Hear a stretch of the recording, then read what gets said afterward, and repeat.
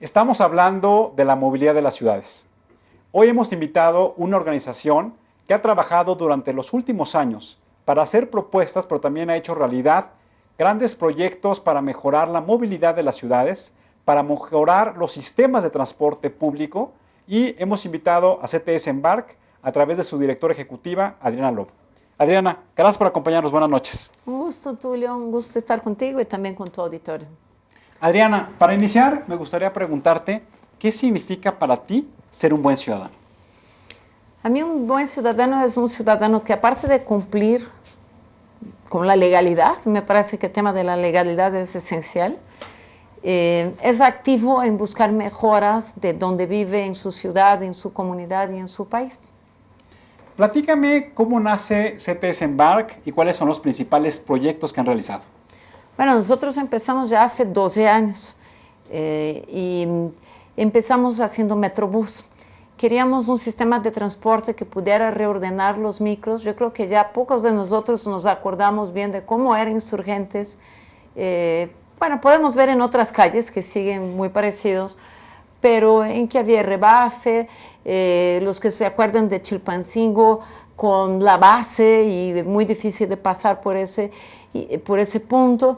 Y empezamos, había las vueltas a la izquierda. A la izquierda. Entonces, Insurgentes era una avenida de verdad bastante más complicada. Se consigue colocar el carril, se consigue ordenar y transformar 353 microbuses en autobuses, en su momento en 80 autobuses articulados. Hay una forma operativa, hay un control, hay una forma de recaudo y empieza a tener una organización mucho mayor. Un poco víctima de su éxito, luego la verdad está lleno, ¿no? Pero ha sido un proyecto que hemos podido medir de manera precisa y científica reducciones en dióxido de carbono, reducciones en accidentalidad y muertos de tránsito, reducciones en tiempos de viajes, principalmente en los primeros momentos de operación. Entonces, ese resultado total es positivo. Luego empezamos a trabajar agendas mucho más amplias de movilidad, que tienen que ver, por ejemplo, que también tenemos que poder andar en bici en la ciudad, que tenemos que caminar cada vez más de nuevo porque hace bien para nuestra salud. Tenemos que dejar el auto, tenemos que ver que su uso sea más regulado porque es la única manera real para bajar la congestión a lo largo del tiempo. Y finalmente el tema del desarrollo urbano, que es mucho más amplio, cómo la forma de la ciudad y la manera que se desarrolla influencia el tiempo que nos tardamos en trasladar. Y finalmente, en los últimos 2 años estamos trabajando ya como parte de un programa de ciudades sustentables del World Resources Institute, que es nuestra institución maestra, y bueno, ya tenemos una agenda bastante más amplia en términos de energía y sustentabilidad, cambio climático en las ciudades. Que no puede estar desasociada. Las cosas van muy juntas, hay temas diferentes como agua, pero en la mayoría los temas van bien pegados. Hoy en el mundo se habla que una de las tendencias es cómo nos imaginamos el crecimiento de las ciudades. E imaginarnos el crecimiento de las ciudades no solamente significa en cómo tiene que ordenarse el crecimiento, cómo tiene que planearse la infraestructura, sino también cómo tienen que orientarse los comportamientos de los ciudadanos dentro de las ciudades. En CTS Embark, ¿cómo están imaginando el futuro de las ciudades?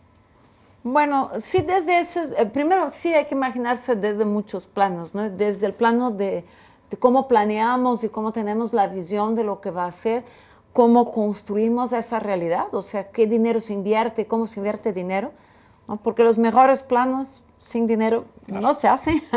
Entonces, dicen que si no tienes una visión no sabes para dónde vas.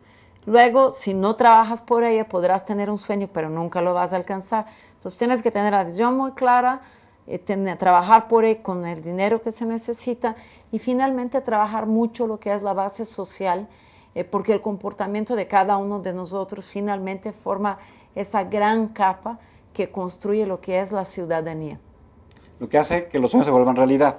Exactamente. Entonces, todas las capas se tienen que trabajar.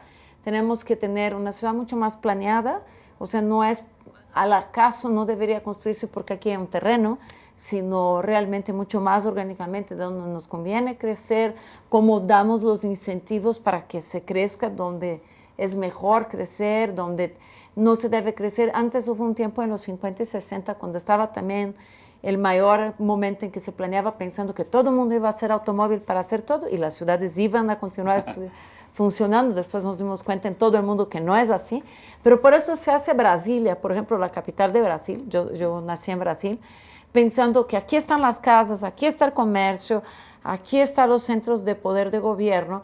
Y cuando vimos eso, el otro que aprendimos es, esa ciudad toda separada no funciona muy bien, ni construye buena ciudadanía y sociedad, y aparte las distancias que tienes que viajar hasta para ir al súper o a farmacias son muy grandes. Entonces son ciudades mucho más compactas las que tenemos que hacer, ciudades en que esté más mixto el uso. No queremos industria pesada a un lado de nuestra casa, pero podemos convivir con oficinas, podemos convivir con comercio, y esa mezcla nos da una mucho mejor ciudad. Y luego, ¿con qué estructura, ¿no? ¿Con qué hueso? ¿Con qué sistema circulatorio vamos a alimentar a esa ciudad? Y ahí es donde el transporte tiene una función realmente muy estructurante en la vida de las ciudades y te permite conectar, o sea, hacer una actividad de tu trabajo, te permite estudiar. El transporte es como una función auxiliar, pero cuando lo diseña sí está diciendo con los huesos sobre o la articula, todo el sistema circulatorio que necesitas para alimentar bien de actividad tu ciudad. Ahora, siempre cuando pensamos en las ciudades, estamos pensando en la inversión de los gobiernos. Y estamos pensando que hoy tenemos 3 diferentes niveles de gobierno. Me gustaría un poco que me platicaras cómo podemos alinear en una sola visión, como tú lo estás planteando, la participación del gobierno federal con los gobiernos locales, porque muchas veces parecen que van en sentidos contrarios. Bueno, lo primero es que es muy importante, por eso vemos que haya una política a nivel federal sobre transporte y movilidad. Hoy está la SEDATO, la Secretaría de Desarrollo Urbano, Territorial y Agrario, y hay toda una subsecretaría que se dedica a lo urbano. Eso, donde está sectorizado el Infonavit y también las viviendas, esa debería ser la gran cabeza como que ayude a que creemos política pública. Por ejemplo, la Ley de Desarrollo Urbano de México, que es la Ley de Asentamientos Humanos, así se llama, pues es muy vieja. Es una ley de los que su origen está en los 70s, en cuando todavía recibíamos, por ejemplo, en la Ciudad de México, cantidad y cantidad de gente del campo y teníamos que pensar en cómo expandir y cómo lograr dar servicio a millones que llegaban a vivir. Hoy ya no estamos en esa realidad, nuestra realidad es muy distinta. Más bien tenemos que pensar, ya somos 80% urbanos en el país, cómo hacemos estas ciudades mejores para vivir y más productivas. Entonces, desde esa gran ley, es muy importante, muy urgente que esa ley cambie. Se crea un nuevo sistema de planeación para las ciudades y se define con qué políticas se invierte el dinero federal, porque en verdad los sistemas fiscales de los municipios de México son bastante débiles y muchos de los proyectos municipales dependen todavía del gobierno federal. Entonces, los programas federales hoy tienen una importancia inmensa en cómo las ciudades se alinean para hacer proyectos. Luego hay un segundo nivel que es el nivel de gobierno estatal, que parecería que no, pero en transporte, por ejemplo, es fundamental, porque el transporte público en México está en el ámbito estatal. Entonces, si queremos mejorar transporte público, los programas federales, por ejemplo, hoy existe en el Fondo Nacional de Infraestructura el programa de transporte masivo, y los principales que tienen que aplicar tienen que ser los gobiernos de los estados, en concertación con los municipios. Pero si los municipios quieren irse en los estados, en general no pueden porque no tienen la atribución, ¿no? Entonces, eso de que el gobierno federal, cómo invierte, qué programas tiene, qué políticas públicas tiene, qué incentivos da, para que luego se alineen los gobiernos estatales y finalmente lo que son los gobiernos municipales, que son los que tienen en sus manos las políticas de decidir, por ejemplo, si hay alguna restricción al crecimiento urbano, si son crecimientos mixtos o si son o sea, que mezclan comercio con vivienda, o si solo permites vivienda, define los planes de vialidad, o sea, todos los planes de desarrollo urbano y lo que es la planificación de la vialidad en general en México están a nivel municipal. Entonces ahí hay que hacer políticas públicas importantes, por ejemplo, la Ciudad de México con su nueva ley de movilidad, en muchos casos está saliendo a nivel estatal. Entonces hay una concurrencia que no es igual en todos los estados de la República, que es estatal y que es municipal, pero principalmente sí tienen que estar alineados tanto en cómo va, o sea, no puede uno decir, dale prioridad a los autos y otro, dale prioridad al peatón, o no debería de ser, debería estar más alineada la política. Es un trabajo que hay que hacer estado por estado, luego que es bastante trabajo, y poco a poco ir alineando visión, política, instrumentos, recursos, y ir haciendo realmente realidad una nueva ciudad en que podamos vivir mejor y circular mejor. Como que estos conceptos, Adriana, como que ya están muy familiarizados y como que este sueño ya se empieza a compartir entre todos los ciudadanos. La pregunta es por dónde empezamos y cuál es el rol que debemos jugar los ciudadanos para hacer ese sueño realidad. Mira, yo creo que la primera es tener cada vez más información y ser un ciudadano mucho más informado y con una capacidad de opinión basada en hechos. Yo creo que eso es súper importante para un ciudadano. Y ahora que hablemos de reglamento de tránsito de la Ciudad de México y muchos otros, vamos a ver cómo luego opinamos con muy bajito conocimiento de por qué se están haciendo las cosas, por qué son estas medidas y qué hay que pedir al gobierno. Me parece que la información en el ciudadano es fundamental. Creo que el siguiente que tenemos que vigilar como ciudadanos es cómo se usa el dinero público. Porque sí, en el discurso ya muchos decimos, sí, tenemos que dar prioridad al ciudadano y a la bici y al transporte público. Pero cuando uno va a mirar los planes de inversión de gobierno, no está así.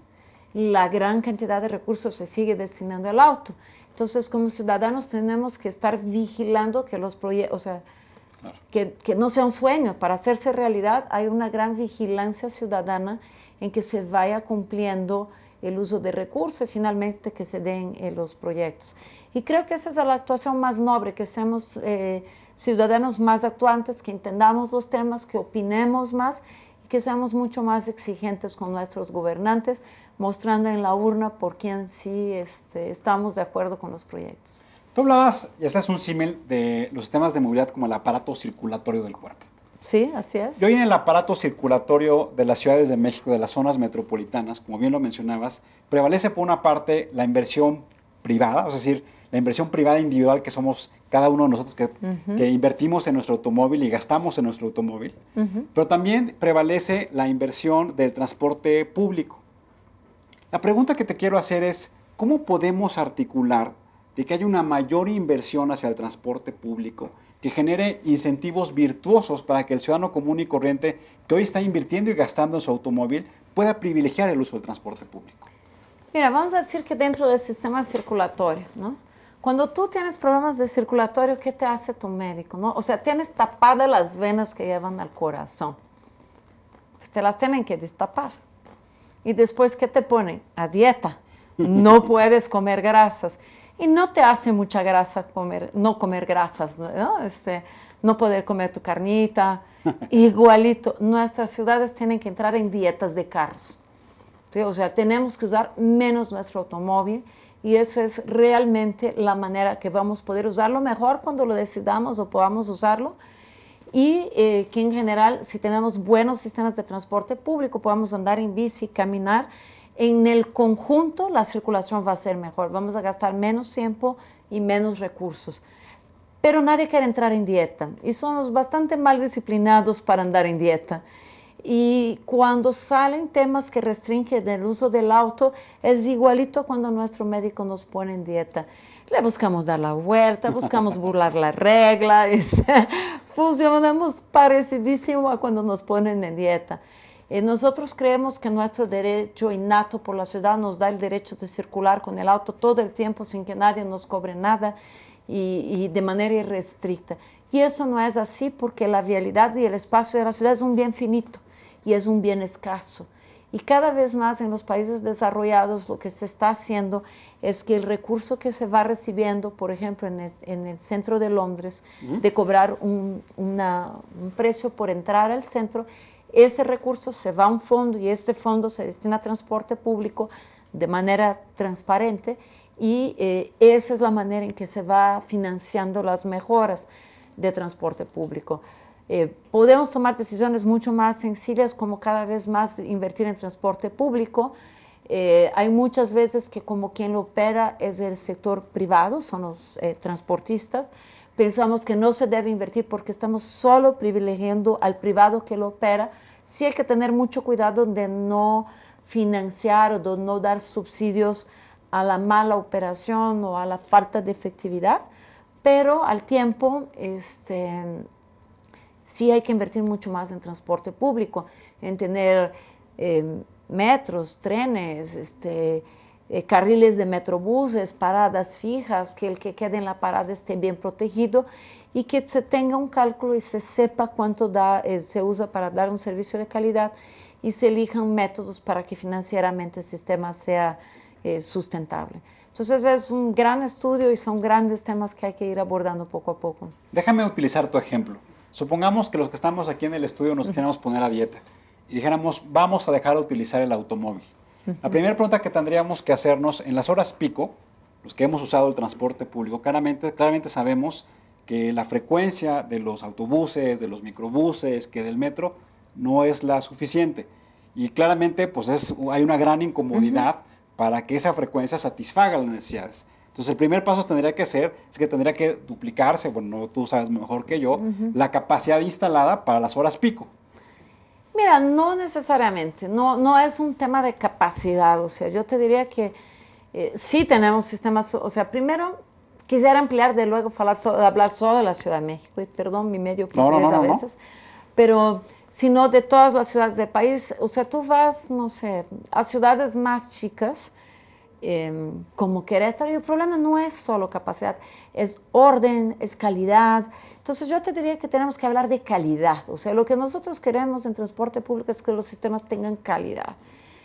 Y cuando preguntamos a la gente qué es calidad, la gente la define como algo mucho más subjetivo de lo que pensamos como ingenieros de transporte. La gente dice, mira, lo primero que quiero es seguridad, ¿no? Y seguridad es bien amplio porque tiene que ser desde tu casa, que puedas caminar por una banqueta y estar seguro, o sea, que haya luz, que puedas llegar tranquilo a una parada, que puedas tomar tu bus con mejor frecuencia, sin duda, que el chofer maneje bien, o sea, que no vaya echando carreritas. Entonces, seguridad es lo que sale de primero. El segundo que sale es que la gente quiere tener mayor flexibilidad. O sea, si yo voy a un lugar y quiero cambiar de idea, que yo pueda tener un transporte disponible. Y finalmente están los temas de optimización de tiempo y tal. Entonces, hay que pensar el usuario como un cliente de un sistema que se tiene que atender bien y dar mejor calidad. Desde el punto de vista individual, entonces sí hay que hacer un gran esfuerzo por la mejora del sistema de transporte público, pensando el usuario como el gran centro de atención. Pero además de eso hay otras alternativas. O sea, yo creo que más del 10% de los viajes de la ciudad son bien cortitos, son menos de 8 kilómetros. Entonces, de pronto, cuanto más gente usa bici, más gente ve que la bici sí es una alternativa viable para la ciudad. Entonces, si te sientes cómodo, si sientes que hay, pues un domingo empieza, la gente que viene a la vía recreativa aprende que andar en bici es rico, y luego intenta un recorrido y intenta otro, y empiezan a ver que la bici, de hecho, sí se ha hecho una opción viable para varios recorridos, principalmente para los más jóvenes. Puedes caminar, a veces es que hay gente que va 500 metros en carro, o sea, eso también puedes hacer por tu ciudad, elegir recorridos cortos a pie. Puedes decidir compartir el auto con tu vecino, de pronto se comparte 2 veces a la semana, está bien. Entonces, como individuo tienes como una pequeña gama más que solo elegir transporte público. Creo que como empresarios tenemos tarea, porque la gente que ve, o sea, si yo ayudo a mis empleados a organizarse, una empresa de 500 personas, si yo ayudo a que se encuentren esos vecinos que pueden ir juntos, estoy ayudando a que eso pase. En algunos casos en Santa Fe las rutas empresariales se puede dar más.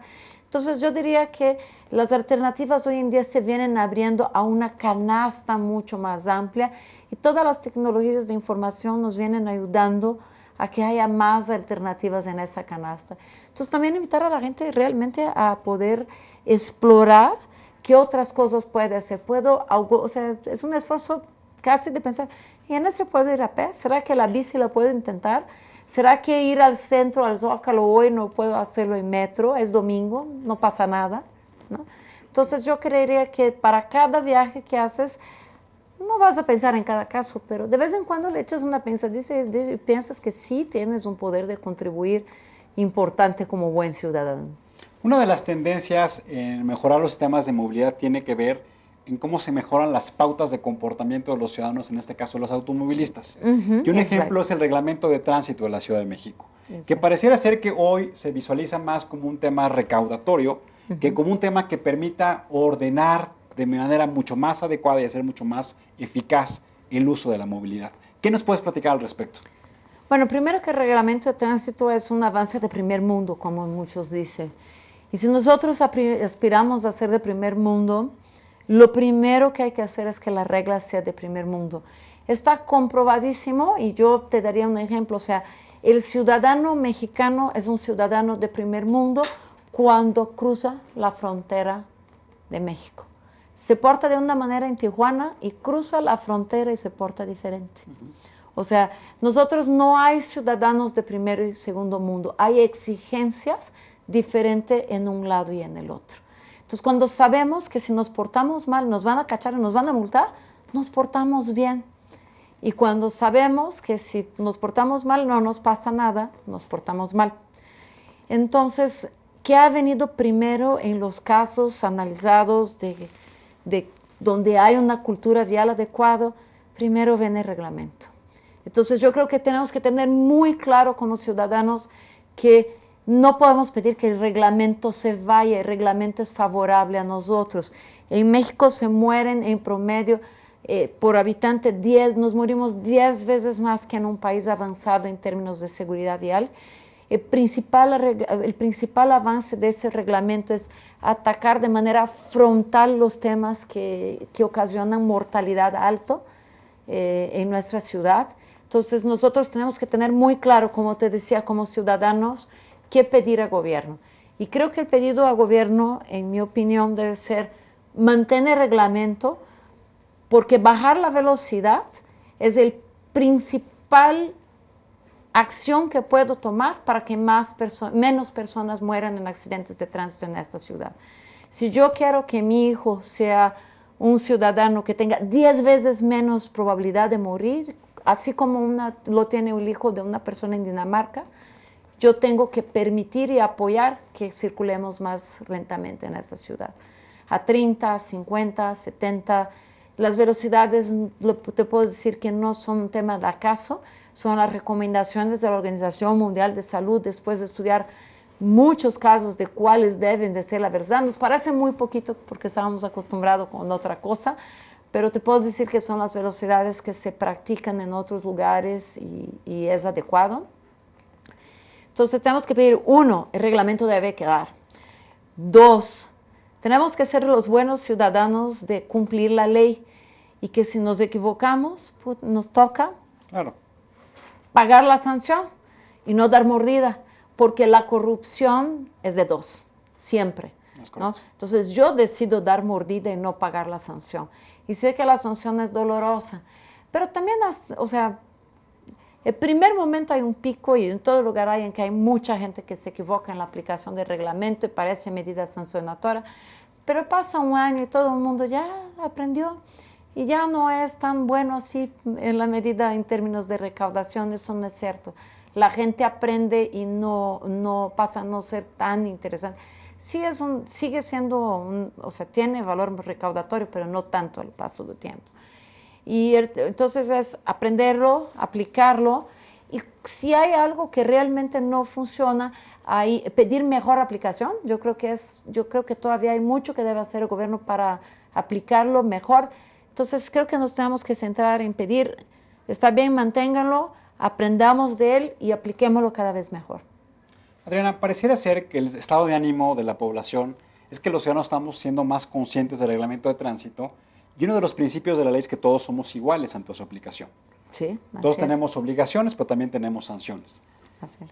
Pero pareciera ser que los dueños o los que manejan el transporte público-privado, como los choferes de los microbuses, pues parece que vienen en una cápsula de excepción. Y claramente pareciera ser que como ellos son masivos, y si un agente de tránsito para un microbús, pues llegan inmediatamente 10 choferes de otros microbuses y entonces son más versus el agente de tránsito. Pareciera que ellos no están observando el reglamento. Platícame cómo podemos eliminar estos elementos, este círculo no virtuoso del transporte público-privado. Mira, hay dos cosas. La primera es lo que dices, es la aplicación cada vez más clara a todos, sin excepciones. Ojalá y con aparato, o sea, el tema de las máquinas, de foto, o sea, cuanto menos hay intervención humana y menos se presta a la corrupción, mucho más importante. Lo primero es la aplicación correcta de la ley a todos. Pero el segundo es tener conciencia de que el transporte público, el sistema está diseñado para incumplimiento o se ha evolucionado de tal manera en que hay muchos concesionarios individuales que hoy rentan su auto o su vehículo a alguien que presta servicio. Esta persona el chofer tiene que primero pagar la cuenta, luego lo que le queda al chofer como su ingreso. Entonces él tiene todo el incentivo a salir corriendo como loco y tener todos los pasajeros arriba que pueda, porque de eso depende su ingreso. Trabajar 16 horas para tener el mayor ingreso posible. Entonces, la verdad es que la condición que hoy tiene en el transporte público de la ciudad colectivo, excepto los que ya se van formando en corredores y se van ordenando y teniendo empresas que va cambiando un poquito, si tú ves ese tipo de competencia no se da, por ejemplo, en un caso de un metro, de un metrobús, claro, en que el chofer recibe un sueldo y pasa a ser en que la recaudación del sistema es por fuera y es controlada de otra manera. Entonces, ese tipo de incentivos se tiene que cambiar completamente, ¿no? Tenemos que llegar a pensar que el sistema mismo y la organización del sistema tiene que cambiar en el tiempo, y sin cambiar la organización y de los incentivos económicos como están hoy, no es posible pensar que el chofer, por mucho que lo persigas y lo sigas, si su ingreso depende de eso, él siempre va a tener un incentivo muy grande para incumplir todo lo que sea para traer el alimento a su casa. Entonces, creo que hay que dar un ambiente de negocios y de organización mucho mejor. Hay que incentivarlo, hay que reglamentarlo y hay que hacer proyectos que lo permitan en nuestras ciudades. Adriana, muchas gracias por acompañarnos, se nos ha terminado el tiempo. Un gusto. Agradecerte el trabajo que han venido realizando CTS Embark y sobre todo el trabajo ciudadano de participar con otras organizaciones de carácter ciudadano en mejorar el funcionamiento de las ciudades. Un gusto y nuestro trabajo, estamos muy felices por ello y gracias por la invitación. Amigos, pues nos quedamos con la idea de la importancia de que todos debemos asumir nuestra responsabilidad para mejorar el funcionamiento de las ciudades. Tal como lo planteaba Adriana, es muy importante que seamos respetuosos de los reglamentos de tránsito, que seamos respetuosos de las pautas de comportamiento que debemos tener cuando conducimos un automóvil, cuando utilizamos el transporte público, y eso lo que debe contribuir es que todos, si estamos alineados bajo este mismo enfoque, pues exijamos a las autoridades públicas que se inviertan realmente y de manera eficiente los recursos públicos para mejorar las vialidades, para mejorar la calidad del transporte público. Y eso contribuirá no solamente a que tengamos un nivel de mayor satisfacción, sino sobre todo que podamos contribuir a que las economías locales, las economías de las ciudades, sean mucho más productivas, pero sobre todo fundamentalmente que la política pública esté orientada en los ciudadanos. Nos vemos en la próxima emisión y recuerden, ante todo, seamos buenos ciudadanos. Muy buenas noches, nos vemos en la próxima.